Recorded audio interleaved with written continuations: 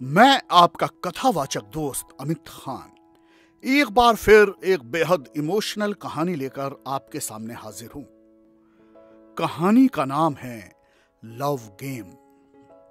आइए कहानी सुनते हैं। जिंदगी मौसम की तरह होती है, कभी गर्मी की तरह गर्म, कभी सर्दी की तरह सर्द और कभी बारिश के मौसम की तरह रिमझिम करती सुहानी सी।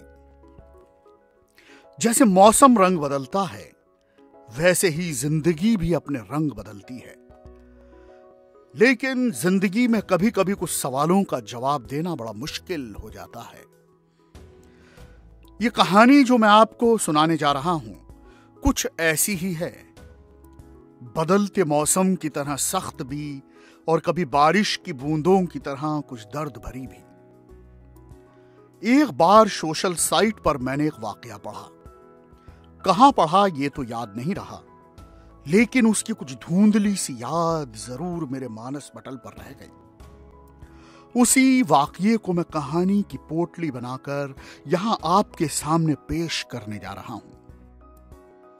कंट्री क्लब में एक पार्टी का आयोजन किया गया था, जिसमें उन्होंने अपने मेंबर्स में से कुछ ऐसे यंग कपल्स के लिए पार्टी रखी थी जिनकी शादी को अभी ज्यादा से ज्यादा 5 साल हुए थे। कोई 50 यंग कपल उस पार्टी में शामिल हुए। सब बहुत खूबसूरत थे, सब बहुत सज धज कर उस पार्टी में आए थे। सबके छोटे छोटे बच्चे भी थे। हालांकि बच्चों को पार्टी में लाने की परमिशन पार्टी ऑर्गेनाइजर्स की तरफ से नहीं दी गई थी, इसलिए सब बच्चे घर पर ही छोड़कर आए थे। कई यंग कपल ऐसे भी थे जो एक दूसरे को अच्छी तरह पहचानते थे, इसलिए पार्टी में आते ही वे बड़ी गर्मजोशी के साथ एक दूसरे से घुल मिल गए थे। पहले पार्टी में स्टार्टर, कॉकटेल, मॉकटेल, वाइन और सॉफ्ट ड्रिंक वगैरह का जमकर दौर चला। फिर सबने खाना भी खाया। खाना बहुत लजीज था। उसके बाद पार्टी में सब कपल्स के बीच गेम भी खेले गए। जिस हॉल में पार्टी चल रही थी, वहीं एक ऊंचा बड़ा सा पोडियम बना था। उस पोडियम पर गेम खेले जा रहे थे। फिर एक गेम और खेला गया। एंकर ने एक यंग ब्यूटीफुल लेडी को पोडियम पर इनवाइट किया, जिसकी शादी को अभी सिर्फ 4 साल हुए थे और उसका 2 साल का एक बेटा भी था। यंग ब्यूटीफुल लेडी का नाम शीना था। शीना पोडियम पर एक चेयर पर जाकर बैठ गई। पोडियम पर एक बड़ा सा व्हाइट बोर्ड भी लगा था। एंकर ने शीना से कहा, तुम ऐसे 40 नाम इस व्हाइट बोर्ड पर लिखो जिनसे तुम सबसे ज्यादा प्यार करती हो। हॉल में जितने कपल्स थे, सब अब पोडियम के आसपास इकट्ठा हो गए थे और वो बड़ी बेचैनी से एंकर तथा उस लेडी की तरफ देखने लगे कि आखिर अब वहां कौन सा गेम होने वाला है। किसी को कुछ मालूम न था। यहां तक कि वो लेडी भी नहीं जानती थी कि वो किस तरह के गेम का हिस्सा बनने जा रही है। वह तो मस्ती मस्ती में पोडियम पर आकर बैठ गई थी, मगर एंकर की बात सुनते ही वह अनईजी हो गई। 40 ऐसे लोगों के नाम, शीना कंफ्यूज्ड वे में बोली, जिनसे मैं सबसे ज्यादा प्यार करती हूं। यस, एंकर के होंठों पर उस समय शरारती मुस्कुराहट खेल रही थी। क्या आपकी जिंदगी में 40 ऐसे इंसान नहीं हैं जिनसे आप बेहद प्यार करती हो? नहीं नहीं, शीना जल्दी से हड़बड़ाकर बोली, मेरे कहने का मतलब ये नहीं। 40 क्या, मेरी लाइफ में तो ऐसे बहुत इंसान हैं जिनसे मैं बेहद प्यार करती हूं और वह सब भी मुझसे बहुत प्यार करते हैं। गुड, एंकर उत्साहित हो उठा। आपने सबके नाम नहीं लिखने हैं, उनमें से सिर्फ 40 ऐसे लोगों के नाम लिखने हैं मैम, जो आपके लिस्ट में सबसे ऊपर हों। इस गेम का नाम लव गेम है। Love game.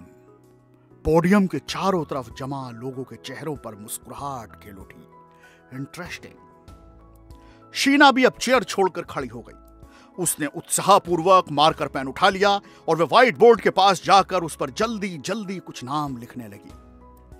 शीना ने सच कहा था। उसकी जिंदगी में वाकई ऐसे काफी लोग थे जिनसे वो बहुत प्यार करती थी। ये बात उसके नाम लिखने की स्पीड से पता चल रहा था। उसे इस बारे में ज्यादा सोचना नहीं पड़ा था। उस लिस्ट में उसके relative, friends, brother sister, mother father, husband और उसका 2 साल का बेटा भी था। नाम लिखते ही वो विक्ट्री स्माइल बिखेरती हुई एंकर की तरफ टर्न हुई। क्यों? लिख दिए ना मैंने 40 नाम। वो इस अंदाज में बोली जैसे उसने गेम जीत लिया हो। यस, एंकर भी मुस्कुराया, लेकिन गेम अभी खत्म नहीं हुआ मैम। गेम तो अभी शुरू हुआ है। मतलब अभी आपने इनमें से 20 ऐसे नाम कट करने हैं जिनसे आप कम प्यार करती हो। मान लो आप इन 40 लोगों के साथ 20 समुद्र में किसी ऐसी बोट में सवार हो जो डूबने वाली हो, लेकिन 40 में से 20 लोगों को 20 समुद्र में फेंक दिया जाए तो शायद बोट बच सकती है। ऐसी हालत में वे 20 लोग कौन होंगे जिन्हें आप 20 समुद्र में फेंककर बाकी के 20 लोगों की जान बचाओगी?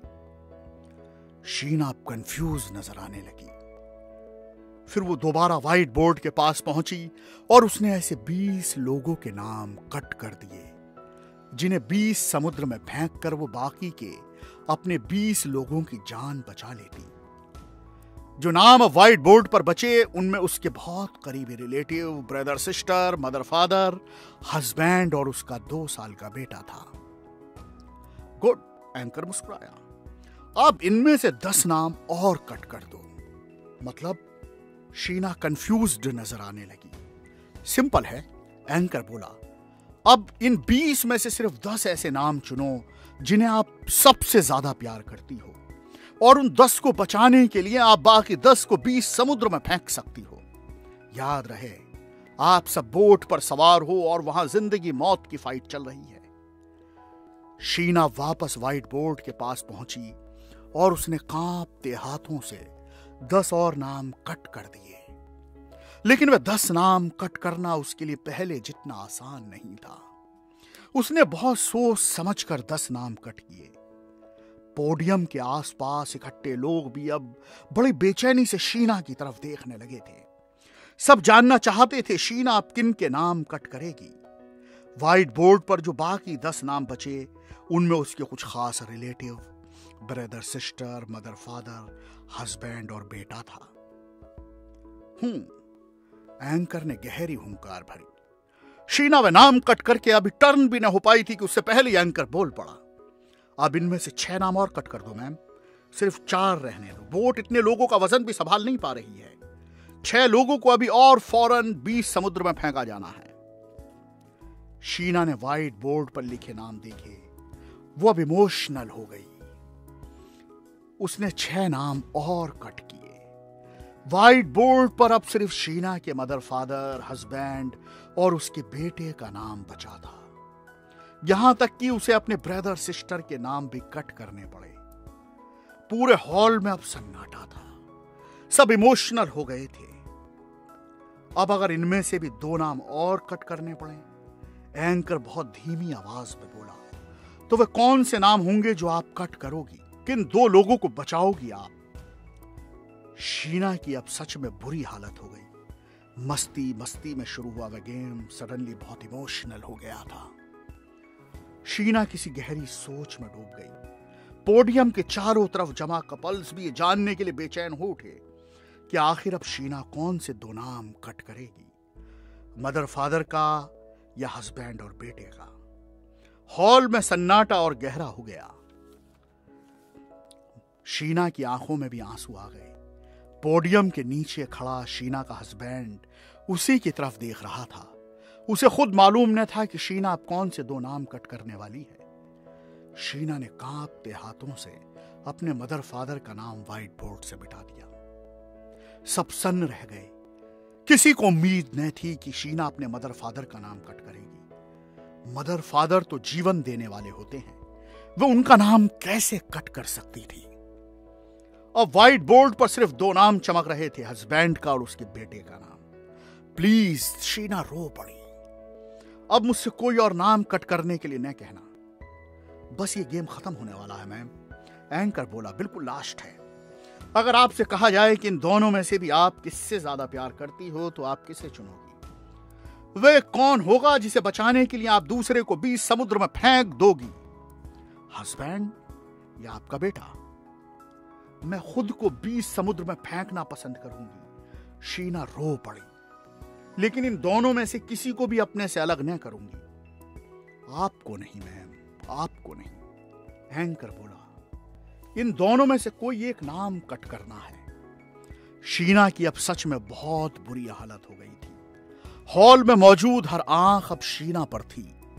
हर कोई यह जानना चाहता था कि अब शीना किसका नाम कट करेगी, हस्बैंड का या बेटे का। शीना ने कांपते हाथों से व्हाइट बोर्ड पर लिखा अपने बेटे का नाम मिटा दिया। सब सन्न रह गए।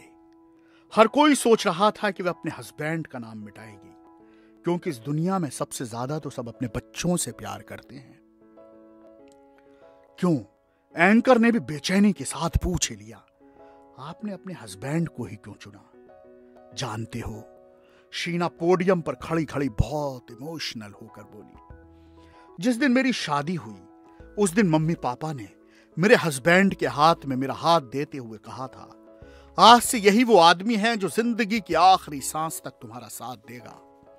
तुम कभी इसका साथ ना छोड़ना। जिस तरह सुख दुख में ये तुम्हारा साथ दे, उसी तरह तुम भी हर सुख दुख में इसका साथ देना। मैंने अपने मम्मी पापा की बात मानी। अपने हस्बैंड के लिए मैंने अपने उन्हीं मम्मी पापा तक को त्याग दिया। यहां तक कि जब अपने बेटे और हस्बैंड में से भी किसी एक को चुनने का समय आया तो मैंने अपने हस्बैंड को ही चुना।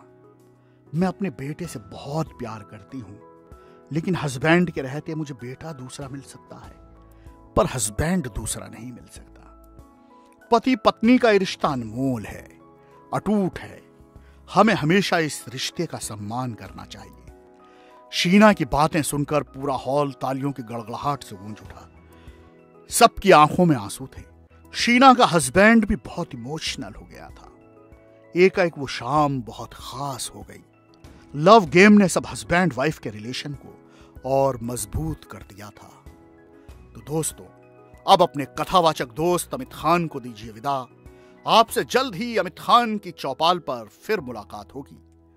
ये कहानी आपको कैसी लगी, इस संबंध में मुझे अपने कमेंट नीचे लिखे कमेंट बॉक्स में लिखकर जरूर भेजें। धन्यवाद।